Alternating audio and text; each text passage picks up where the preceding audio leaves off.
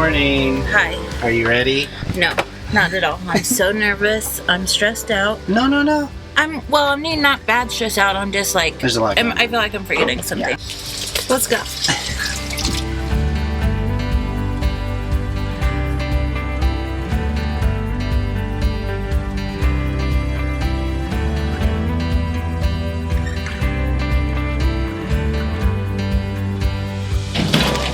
Good morning. Good morning. Are you ready? We're ready. We're doing it. Oh my gosh, it's here. It's workshop time.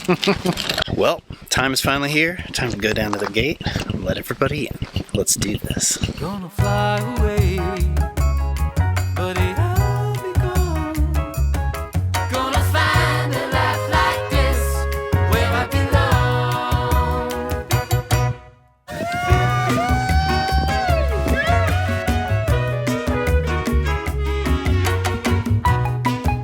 When we started doing this YouTube thing, what has it been, 3 years ago? We were just stuffing dirt in bags, doing crazy stuff in the middle of the desert, and had no idea that so many people would kind of latch on to this way of building, this way of life, and we just think it's so cool. So we're excited that you guys are here and you're on this journey with us.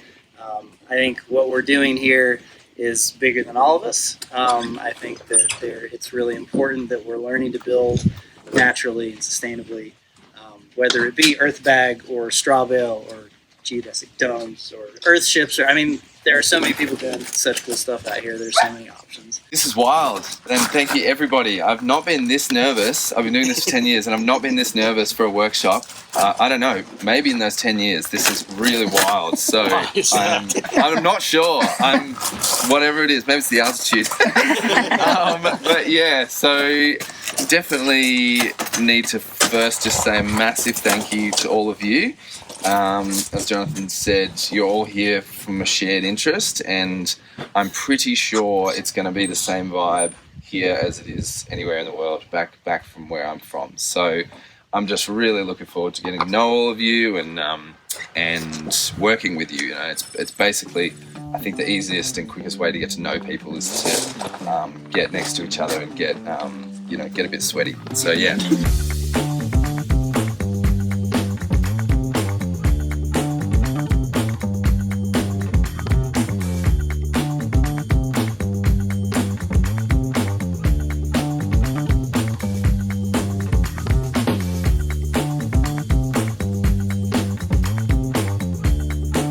So I run a business called Curvatecture, and that's been my baby. I thought of that 10 years ago when I was at CalEarth, and we run natural building workshops and large-scale builds as well.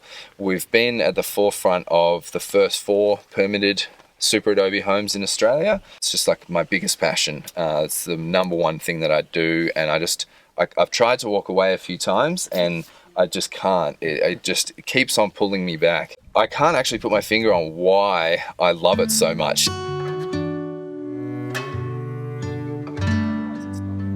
It was at this point that we started to realize just what an incredible teacher Hayden was, and that we were going to be in really good hands for the rest of this workshop.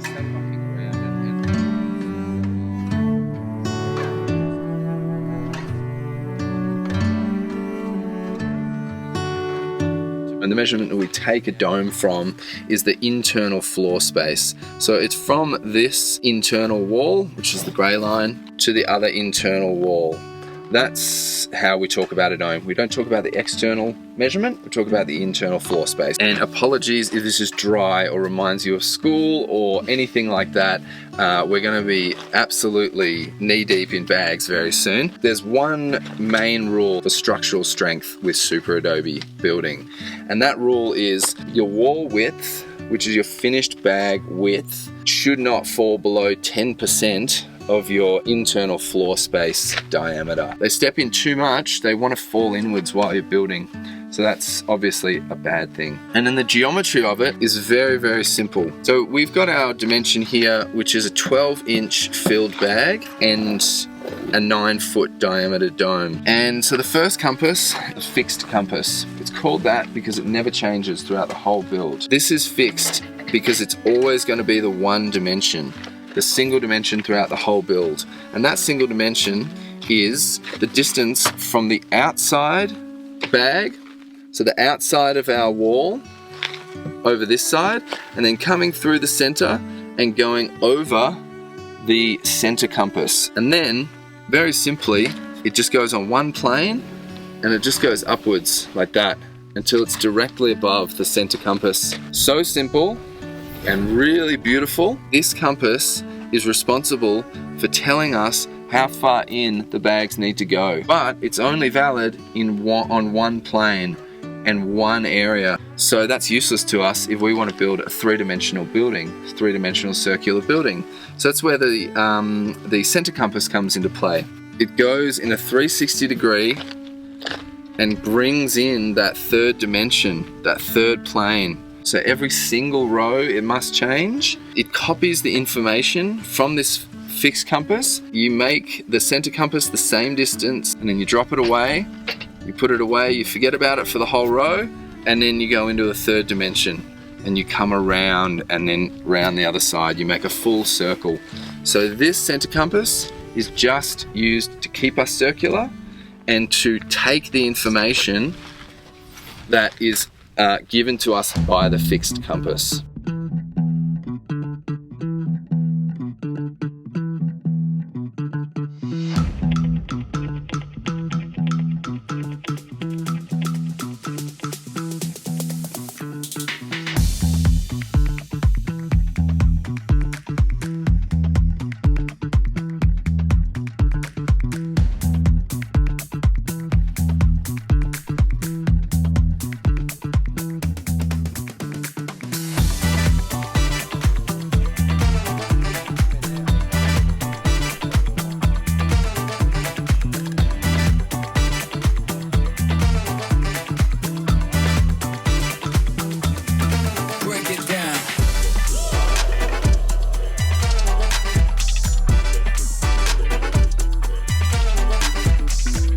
Today's workshop is sponsored by Arizona Desert Rat Realty. Clay Greathouse, who you might remember, we toured his massive Superadobe house in a previous video, has been living off-grid for over 30 years, and he wants to be the realtor you think of when looking for off-grid or opt-out friendly property here in Cochise County. So everyone, I guess I'm sponsoring today, so I get to talk to you all about what I do, and I am the head broker and basically the bottle washer and everything else at the Arizona Desert Rat Realty. My new brokerage we just started up, and I would really like to be the brokerage you think of or anyone thinks of when they're thinking of buying off-grid homesteading land down here in Cochise, Arizona. Why would I want that?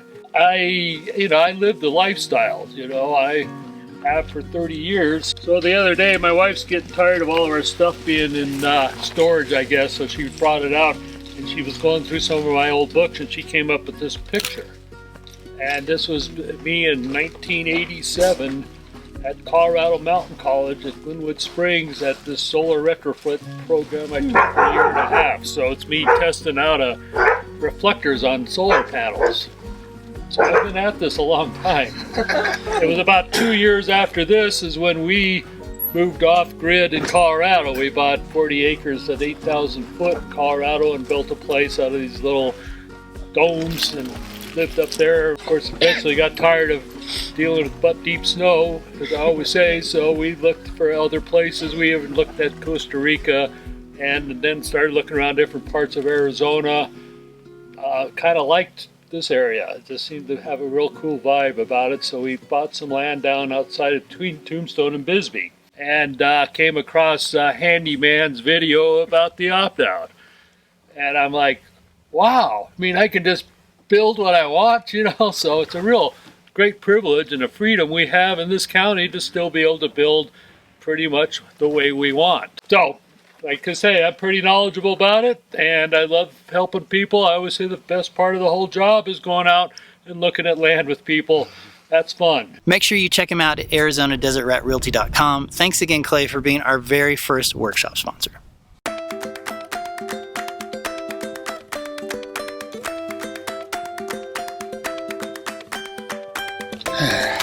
All right, so after a full morning of learning and then a delicious lunch, we needed to go out and start laying bags. But as you may notice, we're putting gravel in those bags. Why is that? Well, There's two ways to waterproof a dome, and it's mainly waterproofing a wicking aspect to anything that you put in the ground. If you put something in the ground and it's absorbent in any way, including cement Or clay. or clay, definitely clay, it'll wick up, which means it'll pull moisture from the ground upwards, even all the way up your wall and into your dome. So there's two ways to do it. You can wrap a foundation in plastic, which is what you're doing on the Superadobe bags. Yep. You can fully wrap them in plastic. I call it like a burrito wrap, where you come one course out of the ground and then wrap it. Yeah. Or you can just lay gravel and that'll stop the capillary action and the wicking coming up. The gravel particle size is too big to achieve that wicking of the water. So Right. that's why we're doing it. The only wrinkle is some of our rocks had some clay material on them, so we needed to sort of sift the rock, which is kind of weird. We had to get that clay off before we put it in the bags. So, gravel in the bags, first bags on the dome. Yeah. Let's get started. You.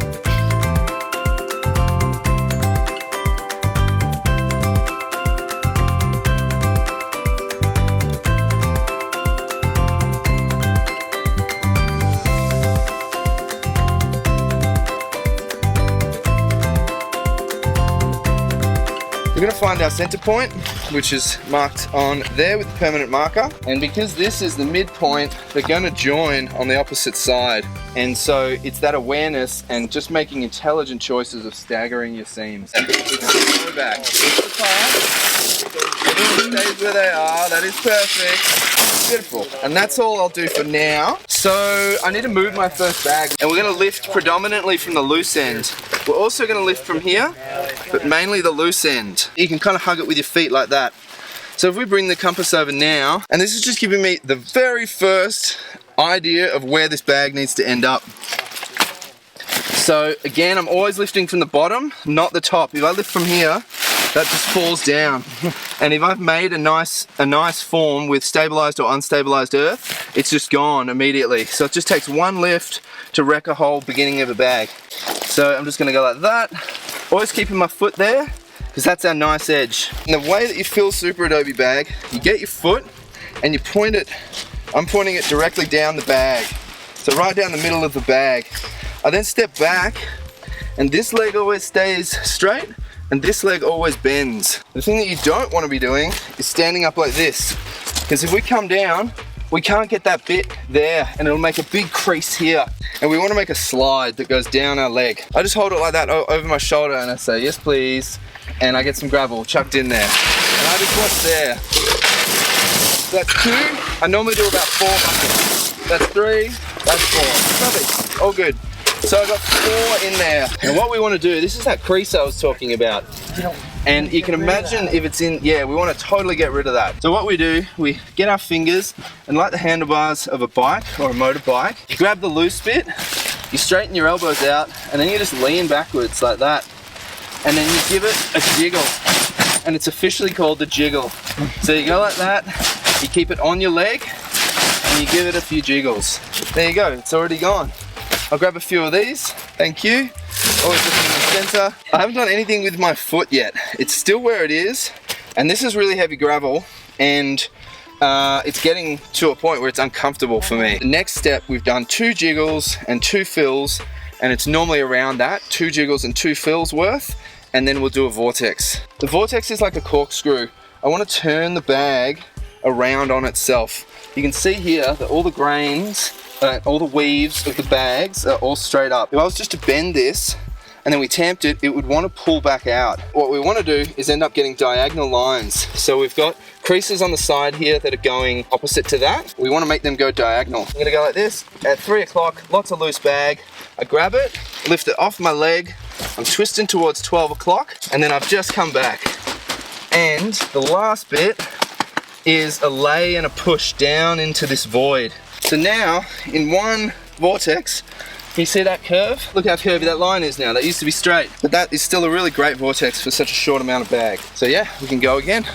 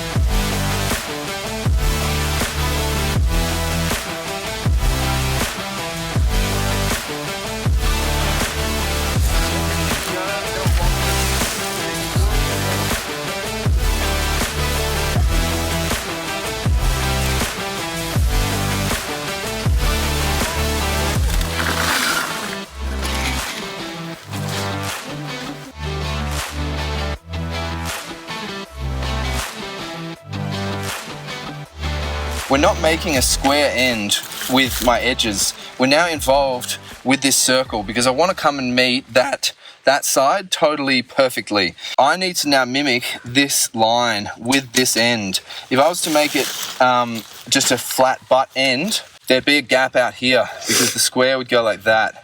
So I need to make this edge longer than this edge. So I do that physically with my hands. It's definitely harder to do with gravel because it's so much looser, but you can make almost as sharp as like a slice of pizza.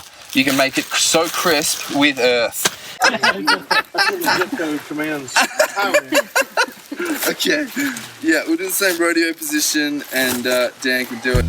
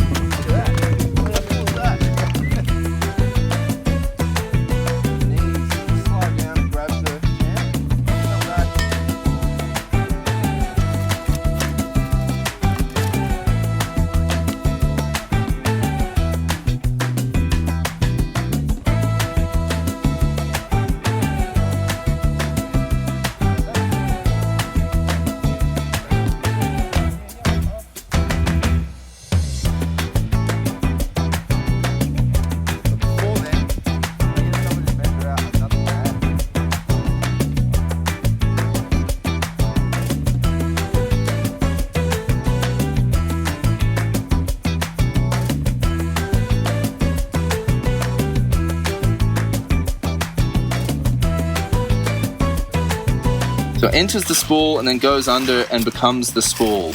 And this one, same thing. Comes under and goes under the spool. But these two, I can't see where it joins and becomes the spool.